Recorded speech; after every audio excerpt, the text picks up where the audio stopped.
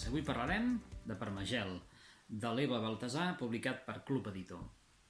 La protagonista d'aquesta novel·la, una noia lesbiana i de temptacions suïcides, ens parla en primera persona de la seva vida. Es tracta d'una persona menjada per una existència que creu inconsistent, aturada en el temps per decisions que contradiuen el seu propi camí, acostumada a mentir per existir i per mantenir la seva estabilitat. Una persona que crea al seu voltant una mena de crosta protectora com el permagel que cobreix els pols. El permagel és el gel aquest permanent que protegeix la terra d'aquests territoris. Atrapada entre aquests pensaments suïcides i la incapacitat per dur-ho a terme, entre les seves relacions sexuals amb amants més o menys estables, entrem en la part més íntima d'aquesta història de personatge.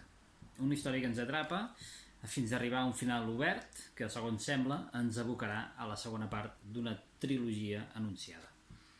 L'Eva Baltasar ens apropa a la part més íntima del personatge a través d'imatges potents que a vegades sorprenen per la seva originalitat.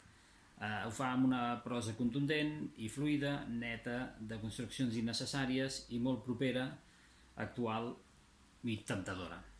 Si us ha agradat aquesta ressenya, recordeu que podeu fer m'agrada al vídeo, el podeu compartir i podeu deixar algun comentari. Moltes gràcies.